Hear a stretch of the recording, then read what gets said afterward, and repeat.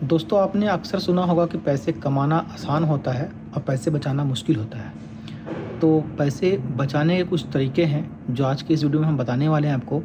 और पैसे कैसे कमाना है वो तो मैं आपको बताता रहता हूँ। आज बचाने के बारे में कुछ बातें आपसे शेयर करने वाला हूँ, तो वीडियो पूरा देखिएगा। आज आपको बहुत सारी जानकारी देंगे पैसे सेव कैसे करना है। हेलो दोस्तों, अस्सलाम वालेकुम। मैं हूं अजमल शेख, आप देख रहे हैं अरेंज जॉब। दोस्तों आप जहाँ पर भी हो, चाहे इंडिया में हो, पाकिस्तान में हो, यूरोप में हो या गल्फ़ कंट्री में आप जॉब कर रहे हो और आपकी सैलरी अच्छी खासी है, फ़र्ज़ करते हैं आपकी सैलरी 50,000 से लेकर 1 लाख के बीच में है। अगर आप ये सोच रहे हैं कि आप इतने पैसे कमा के अमीर बन जाएंगे, तो ये आपकी भूल है। आपको अमीर बनने के लिए कुछ स्टेप्स को फॉलो करना पड़ेगा, जो कि आज हम बताने वाले हैं आपको। आज आपको हम बताने वाले हैं दोस्तों। पहला स्टेप तो ये है कि जब भी आप जहाँ से भी हो, आपको आपके खाते 2 होने चाहिए। बैंक अकाउंट 2 होना चाहिए। जिससे होगा ये कि जब भी आपकी सैलरी आएगी तो उसमें तो दोस्तों सबसे पहला पॉइंट तो ये है कि आपके पास में अगर अच्छी सैलरी, अच्छी पोस्ट वाली जॉब है या जिस भी पोस्ट पे आप काम कर रहे हो, अगर कम सैलरी तो भी ये नियम अप्लाई होता है। ऐसा नहीं है कि सिर्फ हाई सैलरी वाले के लिए ये वीडियो है। ये वीडियो सभी के लिए दोस्तों है। पहले मैं क्लियर करता हूँ। दूसरी बात यह है कि अगर आप किसी भी पोस्ट पे जॉब कर रहे हैं, जिस भी कंपनी में, जहाँ पर भी, तो दोस्तों होता ये है कि हम पैसे कमाते हैं और अपने जितना भी हाई सैलरी, जितना भी आपकी सैलरी है उसके अकॉर्डिंग खर्च करते हैं। खर्च करने का मतलब ये है कि आपने आईफोन ले लिया या फिर वो महंगा फ़ोन, स्मार्टफ़ोन ले लिया, या तो फिर आपने कोई कार ले लिया, घर ले लिया ईएमआई पे, लोन पे, यहाँ वहाँ से एक ब्रांडेड कपड़ा ले लिया, या जब कुछ या दूसरी फजूल खर्च अपने करते रहते हैं। उससे होता ये है कि आप जो है, आपकी सैलरी आती है पॉकेट में या बैंक में और उसके बाद वो निकल जाता है, यानी कि वो खर्च हो जाता है। जिससे होता ये है कि 5 साल 10 साल बाद अगर आप देखेंगे या जो भी ऐसा लोग करते हैं उनको देखेंगे, तो वो आज भी उसी कगार पे, उसके अकाउंट में पैसे नहीं होते, कमाते बहुत है लेकिन वो अमीर नहीं होते, उसके पास पैसे नहीं होते, वो अभी भी कर्जदार होते या फिर किसी से लोन वगैरह मांगते फिरते हैं। या फिर जो है जब बुरे हालात होते तो वो दिखाते बहुत कूल है कि हाँ भाई मेरे पास गाड़ी है और हम आज अच्छा फ़ोन यूज़ कर रहे हैं और अच्छे खा रहे हैं, लेकिन एक्चुअली में उसके पास में पैसों की बहुत तंगी होती है। उसका कारण ये होता है कि वो जो है अपने खर्च को कंट्रोल नहीं कर पाते हैं। तो हम पहले जान लेते हैं कि खर्च को कंट्रोल करने का क्या तरीका होता है। पहला तो तरीका ये है दोस्तों कि आपको बैंक अकाउंट खोल लेना है, कम से कम 2। एक बैंक अकाउंट में आपको जो रखना है उसमें आपको सैलरी रखना है पूरा।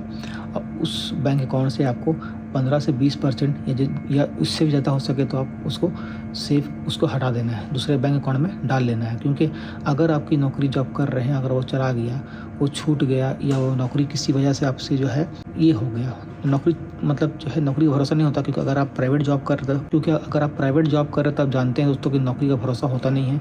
अगर गवर्नमेंट जॉब में है तो फिर कोई मुश्किल नहीं है, लेकिन फिर भी आप एक अमाउंट को इमरजेंसी फंड में रखें। 15% से 20% कम से कम आप हर महीने का सेव करें। दूसरा तरीका ये है कि आप उसके अलावा क्या है कि जो आपका मेन बैंक अकाउंट है उसमें अपने पैसे को एकदम सोच समझ के खर्च करें। अगर कुछ लेने का मन कर रहा हो तो सेम टाइम में ना ले, पहले 2 दिन 3 दिन उस बारे में सोचें कि क्या मुझे वो चाहिए। अगर वो चाहिए तो फिर ले लें 3 दिन बाद, नहीं चाहिए तो फिर जब इंस्टेंट कुछ मन कर रहा हो तो उस टाइम ना खरीदें।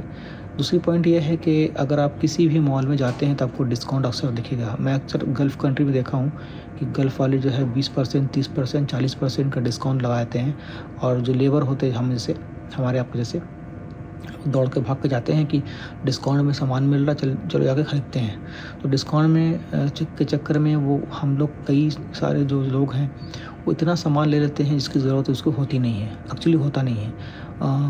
फ़र्ज़ करें मेरे पास ऑलरेडी एक फ़ोन है, अब मुझे फ़ोन की ज़रूरत नहीं, लेकिन मुझे डिस्काउंट में मिल रहा, मैंने फ़ोन को ले लिया, तो वो तो उसका मेरे पास यूज़ तो है नहीं, या उसका यूज़ है भी तो मैं उसको 2 दिन 4 दिन यूज़ करूँगा, उसके बाद उसको यूज़ नहीं करूँगा। या फिर जो मेरा पुराना फ़ोन जिससे मेरा काम चल सकता था, वो उसको मैं बहुत ही छोटे से भाव में बेच दूँगा, या फिर मैं इसको स्पेयर के लिए यूज़ के लिए रखूँगा। तो ये सब जो है फालतू चीज़ें खर्च है। और उसके अलावा जो है कपड़े वगैरह, कई लोग जो है ब्रांडेड कपड़े ले लेते हैं और फालतू की नुमाइश में जो है पार्टी वगैरह में खर्च करते हैं, तो सबसे बचना है आपको।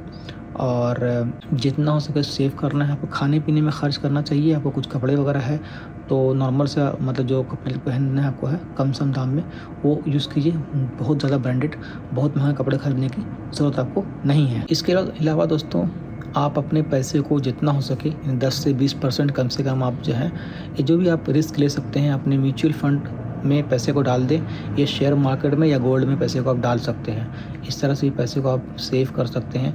ये लॉन्ग टर्म के लिए आपको काम आएगा। ये 10 साल 20 साल बाद जो शेयर आपने आज लिया या जो भी म्यूचुअल फंड आपने आज लिया होगा वो 10 साल या 15 साल तक उसको आप इन्वेस्टेड रहेंगे तो आप देखेंगे कि वो जो आपको म्यूचुअल फंड जो शेयर है जो आपने 10 साल पहले लिया था उसका प्राइस बहुत हाई होगा और आप इस तरह से 10 साल या 20 साल बाद आपके पास में काफ़ी सारे यानी करोड़ों करोड़ रुपये आपके पास में होगा उसकी मदद से। लेकिन उसके लिए आपको वेट करना पड़ेगा, पैसे को लगा के भूल जाना पड़ेगा और आपको इतना ही पैसे इन्वेस्ट करना जितना आपके लिए फालतू की जो पैसे जो एक्स्ट्रा पैसे वो को इन्वेस्ट करना है। आप फ़र्ज़ करें कि अभी आप जो खर्च करते हैं महंगे कपड़े में या महंगे शौक में उसको आपको रिड्यूस कर देना है। जितना आपने रिड्यूस कर दिया है जितना आपने कम कर दिया है उसी पैसे को आपको म्यूचुअल फंड में या गोल्ड में या फिर शेयर मार्केट में कहीं पे इन्वेस्ट करना है। इससे होगा यह कि जो आप फालतू चीज़ें को जो खरीद रहे थे वो आप ना करके आप उसी पैसे को इन्वेस्ट कर दिए हैं क्योंकि खर्च आपको हर महीना हो ही रहा था तो कहीं ना कहीं आप इन्वेस्ट कर दिए हैं। ये समझ के चलो ठीक है अगर डूब भी गया या कुछ हो गया तो भी दिक्कत नहीं है, इतना तो मैं वैसे ही खर्च कर ही रहा था। इतने ही आप इन्वेस्ट कीजिएगा। आप 1000 से भी कर सकते हैं 2000 से भी इन्वेस्ट कर सकते हैं। यानी मैं मान के चल रहा हूँ 10 से 15% आपको सैलरी का जो भी होगा कम से कम इन्वेस्ट कीजिए। लेकिन उससे कम भी करना चाहे तो कम से कम शुरुआत तो कीजिए। इससे होगा ये कि लॉन्ग टर्म में आप जो है काफ़ी पैसे आपके पास में बन जाएंगे। लेकिन ये शॉर्ट टर्म में नहीं होगा। हो सकता है मार्केट यहाँ वहाँ हो लेकिन 10 साल 20 साल अगर आप इन्वेस्टेड रहेंगे तो आपके पास में अच्छा खासा वो रिटर्न देखने को मिलेगा। दोस्तों यहाँ पे एक और पॉइंट आपसे बोलना चाहूँगा। शायद मेरा बोलना सही होगा कि नहीं पता नहीं लेकिन फिर भी मैं आपको बताना ज़रूरी है क्योंकि कड़वा सच दोस्तों यही है और आप माने ना मानो लेकिन ये हकीकत है दोस्तों।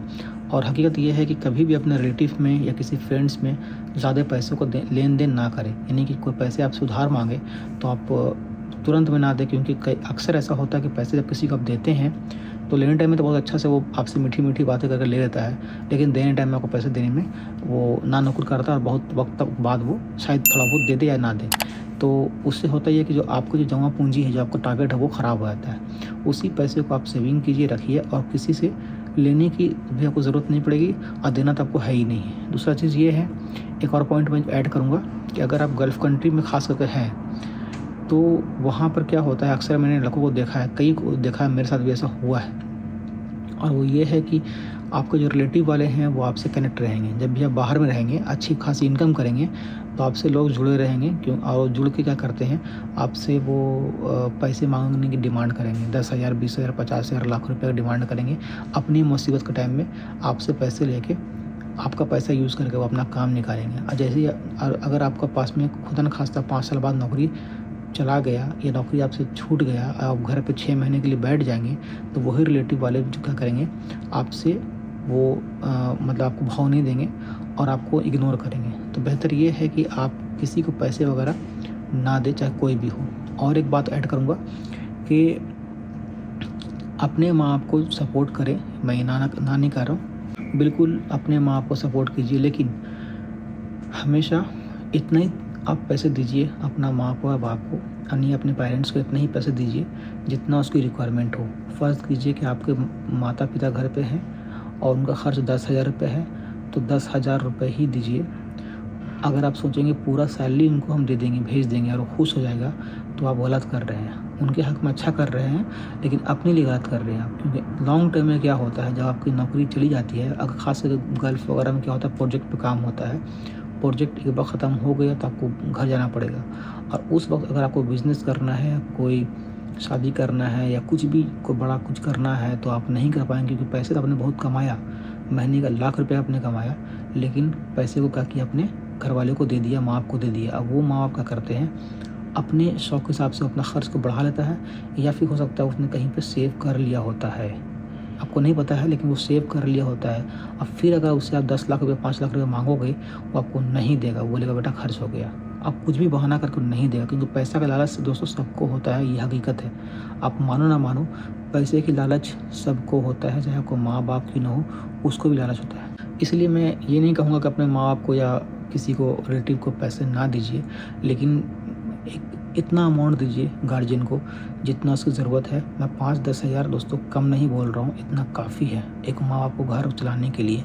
डिपेंड करता है किस सिटी से आप रह रहे हैं। अगर गाँव से है तो 5,000 में भी काम चल जाएगा। शहर से अगर आप हैं तो 5 से 10,000 खर्च हो सकता है और इतना अमाउंट कम नहीं होता है। बाकी अमाउंट अपना आप सेविंग कीजिए, इन्वेस्ट कीजिए, तो आप इस तरह से आप जो है अपने करियर में आगे बढ़ सकते हैं। क्योंकि अगर आपके पास एज अगर 25 से 30 साल भी है, तो आने वाला एज में 40 साल के जब आप हो जाएंगे तो हो सकता है कि आपको जॉब मिलने में भी प्रॉब्लम हो, और उस वक्त जो है आपके बच्चे होंगे, घर वाले होंगे, मतलब वाइफ वगैरह होंगी, तो गल्फ़ जाने की दिल साथ ना भी करे तो हमेशा आपको जॉब तो नहीं करना है, तो इंडिया में कुछ ना कुछ तो करना ही है। तो इंडिया में जब कुछ करने के लिए जाएंगे तो वहाँ पे चाहिए पैसे। तो पैसे जब आप आज से सेव करना शुरू करेंगे तब जाके 10 साल बाद आपके पास में एक बड़ा सा अमाउंट होगा। जब बड़ा सा अमाउंट होगा तो आप अपने हिसाब से कुछ भी कर सकते हैं। यानी जब भी पैसा आपने गोल्ड में या फिर शेयर मार्केट में या म्यूचुअल फंड में कहीं पे इन्वेस्ट किया होगा, 10 साल बाद जो पैसे को आप निकालेंगे तो जब आपके 10 साल में 2 लाख 5 लाख जो भी आपने इन्वेस्ट किया है वो हो सकता है 4 गुना 5 गुना 10 गुना वो पैसे बढ़ जाए और बढ़ के मिलेगा। यानी कि उस वक्त आपको जो 5 लाख का कीमत होगा may be 50 lakh, may be 1 crore ऐसा होता है दोस्तों। ऐसा नहीं कि मैं झूठ बोल रहा हूँ, ऐसा ही होता ही है। तो आज से ही आप जो है इस सब बारे में सोचें और अपने पैसे को जितना हो सके सेव करें और जितना हो सके अपना खर्च को मिनिमाइज़ करें, तो आने वाले टाइम में आपका लाइफ भी अच्छा हो सकता है। और छोटा सा वीडियो में दोस्तों मैंने आपको बताने की सारी पॉइंट कोशिश किया है, फिर भी कुछ रह गया हो तो मुझे ज़रूर आप कमेंट कर दीजिएगा। मेरे फेसबुक इंस्टा को भी आप फॉलो कर सकते हैं, और जो भी आपकी राय हो, जो भी आपका कुछ कहना हो, मुझे आप कमेंट करके पूछ सकते हैं। और इस वीडियो में फ़िलहाल दोस्तों इतना ही। Thanks for watching this video.